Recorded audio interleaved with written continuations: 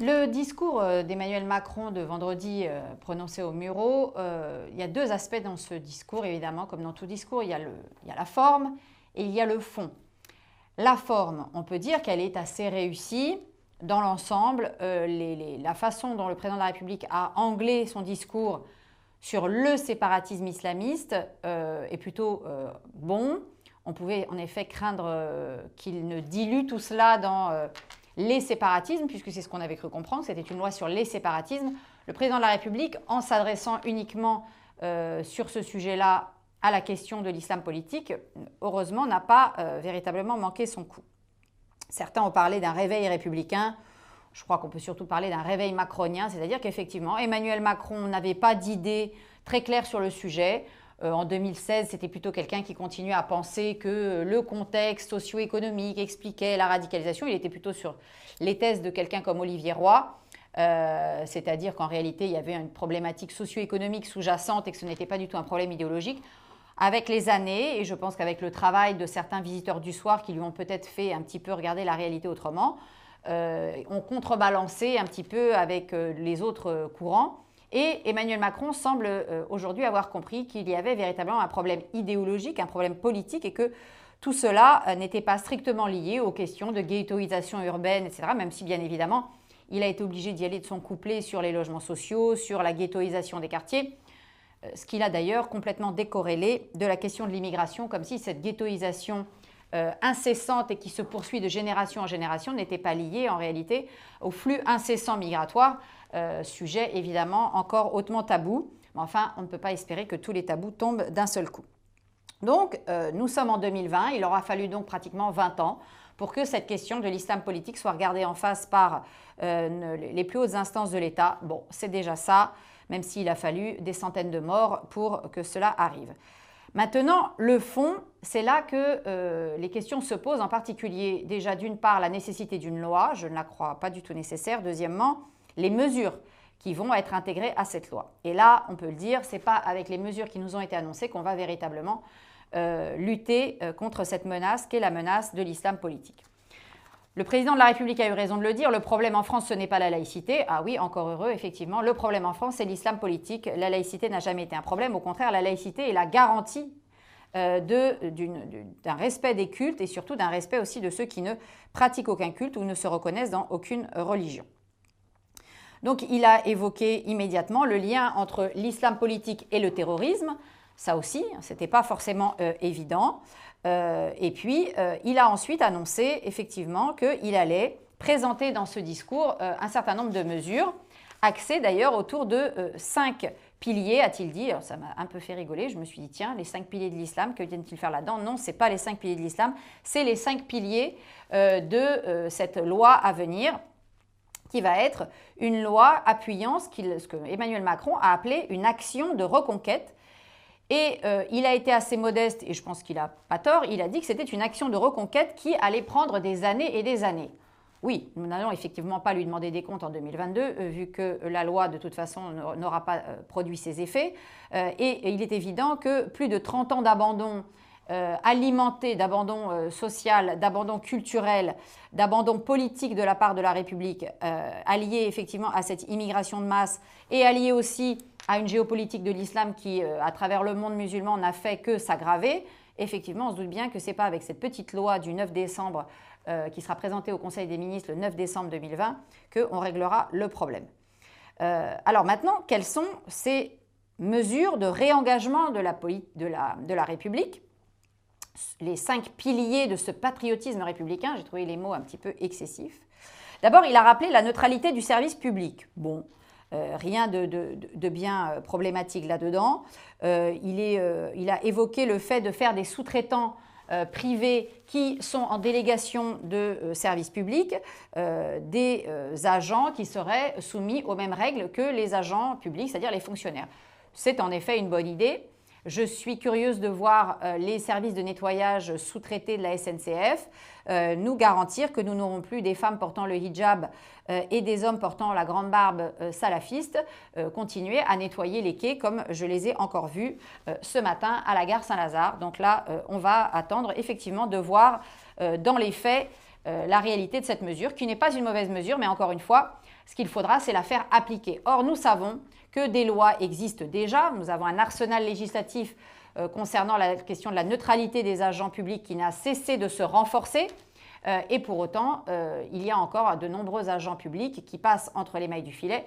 Et évidemment, l'attentat à la préfecture de police de Paris a bien montré qu'on ne pourrait pas toujours empêcher certains passages à l'acte et que de toute façon, l'administration elle-même était fort réticente à identifier et à signaler des personnalités au sein du corps de fonctionnaires qui ont des comportements sinon douteux, du moins inquiétants. Et cela se poursuit.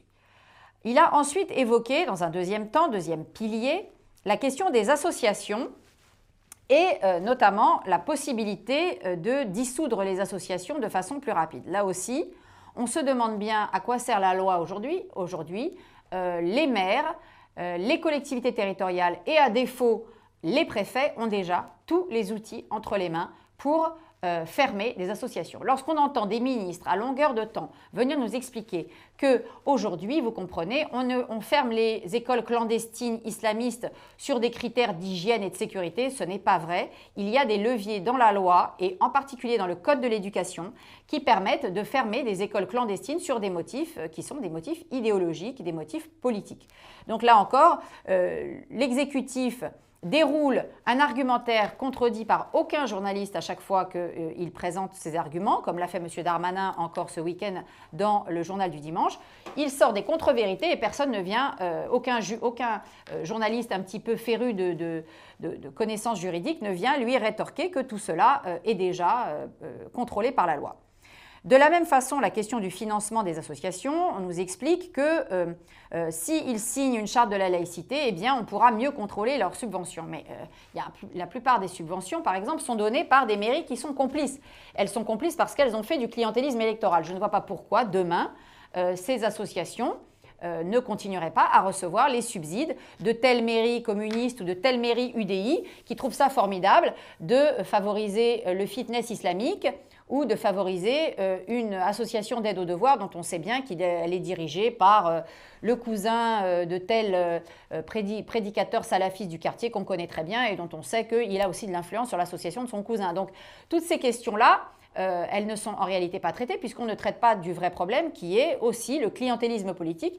Donc demain, des associations qui reçoivent des subsides, en particulier des subventions municipales, notamment l'octroi aussi de salles par exemple, continueront à pouvoir travailler. Il en va de même d'un certain nombre de lieux d'entraînement physique.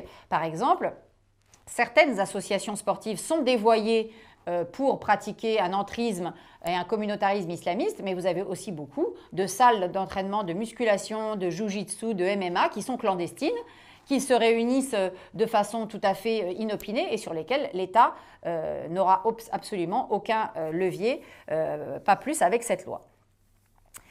Le troisième point, qui est le point sur lequel j'ai entendu le plus de mesures absolument sidérantes, c'est l'école.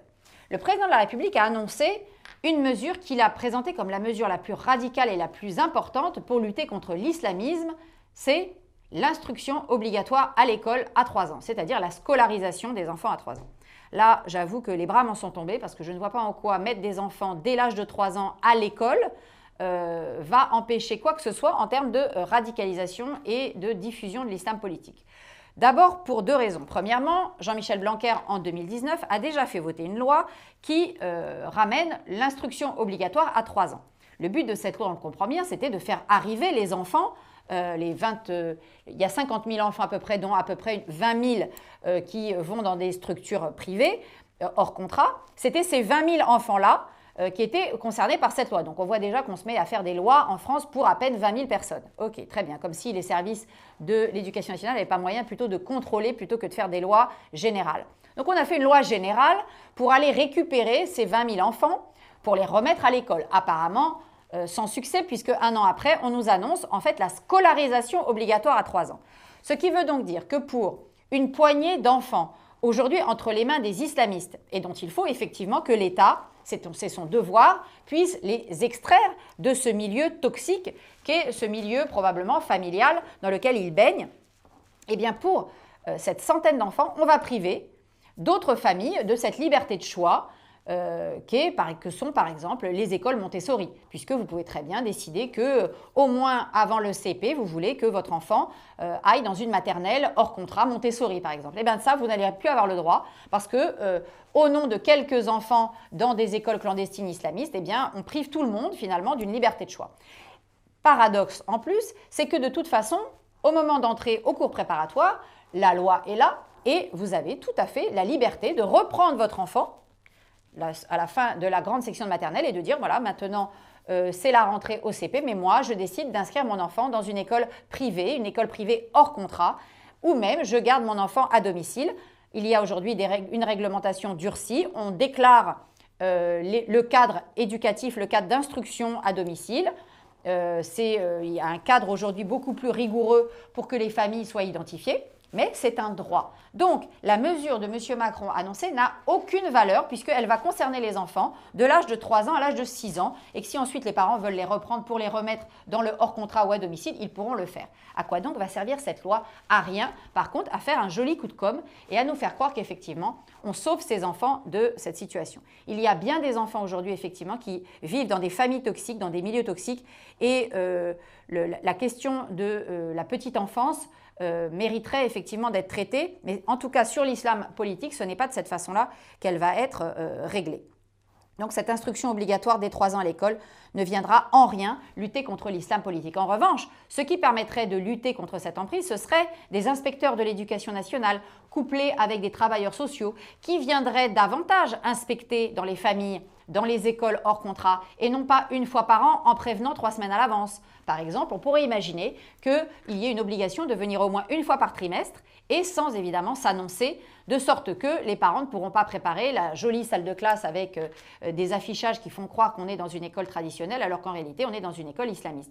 Donc on voit que l'État est impuissant, l'État ne se donne pas les moyens d'agir alors qu'il a en main tous les leviers administratifs pour le faire et donc comme il n'est pas capable d'assumer son impuissance, ici l'impuissance de l'éducation nationale et des corps d'inspection, eh bien, on va inventer une mesure qui en réalité ne résolvera rien.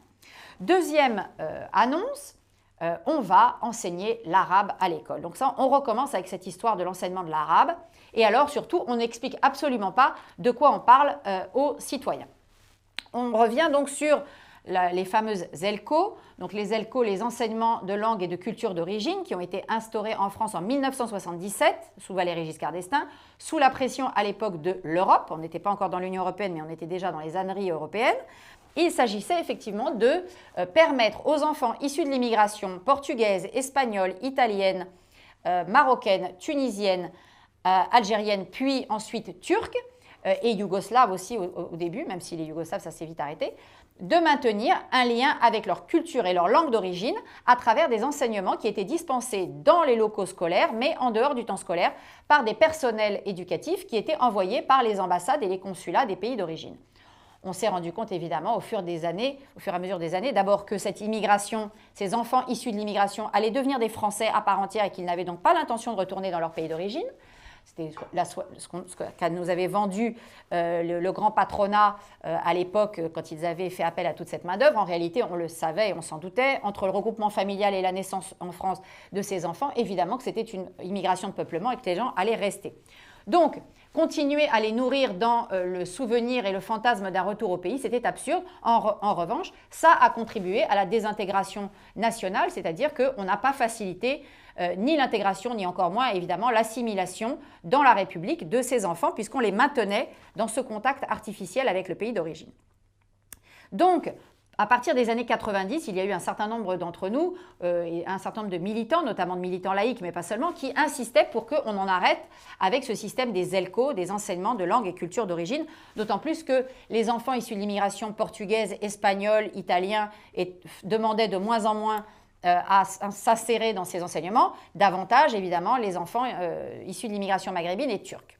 C'est pourquoi d'ailleurs M. Darmanin a menti lorsque ce week-end il racontait que quand il était petit dans le Nord, ses petits camarades italiens et espagnols et portugais avaient eux droit à des cours de la langue d'origine, mais que ses petits cousins musulmans maghrébins n'y avaient pas droit. C'est faux, M. Darmanin, c'est un mensonge.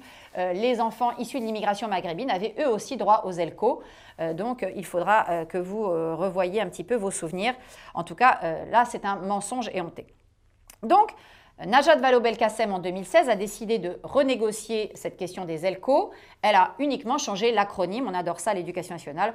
Ça ne s'appelle plus ELCO, ça s'appelle EILE, des enseignements de langue étrangères, enseignements internationaux de langue étrangère, bon, ça veut tout dire et rien dire. Et là, effectivement, Najat Vallaud-Belkacem est allée négocier directement avec un pays qu'est la Tunisie. Et pendant la crise du Covid, pendant le printemps, le 2 mai 2020, est paru au décret, au journal officiel, un décret donc signé le 30 avril par M. Le Drian, M. le Président de la République et M. Édouard Philippe. On notera l'absence de M. Blanquer, alors que quand même ça le concerne, pour effectivement insérer maintenant dans le temps scolaire à l'école primaire, c'est-à-dire dès le CP, la langue arabe facultative sur demande des parents. C'est-à-dire que à partir de cette rentrée, les familles peuvent demander à l'école publique d'organiser des cours d'arabe à partir du CP, 1h30 d'enseignement en plus, mais sur le temps scolaire. Sur le temps scolaire, ça veut donc dire en plus du temps scolaire ou à la place d'une autre discipline. Je ne sais pas, je laisse la question en suspens. Il n'y a rien pour l'instant dans les instructions officielles qui nous explique comment cette heure et demie en plus en cours préparatoire, alors que me semble-t-il en cours préparatoire on devrait plutôt être occupé à apprendre à lire et écrire le français, mais enfin bon, comment est-ce qu'on va insérer cette heure 30 de langue arabe en plus dans l'emploi du temps d'un élève de CP, donc de 6 ans. Et par ailleurs, plus scandaleux encore, qui va venir enseigner cette langue arabe ? Quand on voit qu'on a 6 postes par an de langue arabe au CAPES, effectivement, ce ne sont pas des arabisants français dûment diplômés avec un concours d'enseignement qui vont être recrutés. Non, non, Madame Najat Vallaud-Belkacem et ce gouvernement actuel ont décidé que ce seront des enseignants tunisiens envoyés par le gouvernement tunisien, formés par le gouvernement tunisien, qui viendront enseigner donc l'arabe tunisien et des éléments de langue et de culture tunisienne. Voilà ce que c'est l'enseignement de l'arabe dont nous parle depuis plusieurs jours ce gouvernement. Mais cela, on ne vient pas du tout l'expliquer à la population. Et évidemment, quand on vous parle comme ça de l'enseignement de l'arabe, évidemment, moi je suis pour qu'on enseigne toutes sortes de langues étrangères à l'école, mais uniquement à partir du collège, là où ça se fait avec des enseignants dûment formés. Le chinois au collège, très bien. L'arabe au collège, très bien. Le portugais au collège, très bien. Le catalan, le corse, ça ne me pose aucun problème. Le créole, ça ne me pose aucun problème. Mais pas au CP, pas du CP au CM2 et qui plus est par des enseignants venus de l'étranger qui ne respectent évidemment pas forcément les tenants et les aboutissants de nos codes culturels et aussi de notre mode de fonctionnement qu'est la laïcité. Tout cela, on n'en parle pas. Et on ne parle pas non plus du fait que les familles ne demanderont pas cet enseignement de l'arabe. Pourquoi ? Parce que les familles musulmanes, et c'est leur droit, veulent un enseignement de l'arabe qui soit corrélé à leurs pratiques religieuses. Est-ce qu'on va aller dire aux élèves juifs dont les familles décident qu'ils devront suivre le dimanche le Talmud Torah, on va leur dire non, non, non, on ferme les Talmud Torah, on va vous faire de l'hébreu moderne en CP. Non, ce n'est pas pour apprendre l'hébreu moderne que les familles choisissent d'envoyer leurs enfants le dimanche au Talmud Torah. De la même façon que les familles catholiques ont envie d'envoyer leurs enfants le mercredi après-midi ou le dimanche au catéchisme. Les familles musulmanes ont envie d'une structure associative communautaire où on apprend à l'enfant des bribes d'un arabe qui vont lui permettre de réciter les prières, éventuellement de lire le Coran, de pratiquer sa religion. Et cela, je ne vois pas pourquoi on le leur interdirait et pourquoi surtout on édicterait par principe que cet enseignement-là ne peut être qu'islamiste. Là est l'amalgame et là est la déresponsabilisation de nos compatriotes musulmans. L'État a les moyens d'assurer la surveillance des associations qui peuvent pratiquer ces enseignements religieux et pourquoi priver les musulmans et les enfants musulmans des familles musulmanes pratiquantes d'une formation à l'arabe religieux sous prétexte que ce serait forcément islamiste. Là encore, impuissance de l'État, incapacité de l'État et des pouvoirs publics à surveiller des associations où on fait de la propagande islamiste, et donc on décrète que c'est à l'école publique de s'occuper de ça. Qui plus est en faisant de l'arabe littéraire qui n'a strictement rien à voir avec ce que les familles désirent. Et regardez les statistiques de l'enseignement de la langue arabe au collège et au lycée. C'est rien du tout. Au fur et à mesure des années, les classes se dépeuplent. Pourquoi? Parce que ce n'est pas ce que les familles veulent. Les familles ne veulent pas forcément former leurs enfants à la connaissance de l'arabe littéraire. Ce n'est pas ça, c'est autre chose. Donc le gouvernement passe complètement à côté du sujet et en plus repart dans une infantilisation et dans une forme effectivement d'amalgame dont par ailleurs il cherche à se défaire à juste titre. Il y a une grande différence entre les musulmans et les islamistes, mais en sous-entendant que toutes les associations où on apprend l'arabe sont en réalité des associations où quand on apprend l'arabe coranique, on apprend en réalité l'islamisme, alors là il y a un vrai problème. Ça veut dire qu'on n'est pas capable en France d'avoir des associations qui produisent, comme pour le Talmud Torah ou le catéchisme, un enseignement apaisé de la religion musulmane, à travers notamment l'enseignement de l'arabe coranique. Ça voudrait dire que ça n'existe pas en France? Je crois que là, le gouvernement ne peut pas dire une telle chose. Donc on voit encore une fois que c'est à travers l'impuissance de l'État que se manifeste, encore une fois, un certain nombre de ces mesures. Je vous ai donc donné ici quelques exemples. Des exemples, je pourrais en citer encore un sur l'école. Le président de la République a dit qu'il y avait un problème avec les écoles hors contrat, qu'elles se devaient d'être mieux surveillées au niveau des personnels enseignants, des contenus d'enseignement et des financements. Oui, tout cela, nous sommes d'accord. Il y a même eu un renforcement de la loi sur les écoles hors contrat, qui d'ailleurs pénalise énormément d'écoles hors contrat qui se comportent très bien. Mais enfin, aujourd'hui, les écoles hors contrat s'y plient.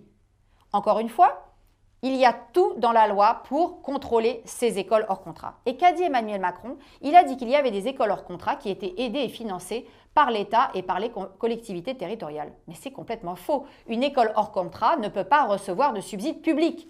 Comment est-ce qu'une école hors contrat peut venir demander à une municipalité ou à l'éducation nationale de recevoir de l'argent, puisque par principe, elle est hors contrat. Ce n'est pas une école sous contrat. Donc on voit là encore des approximations dans le discours, mais tout cela étant emballé dans un discours assez martial où on avait vraiment l'impression que le gouvernement avait l'intention de faire quelque chose.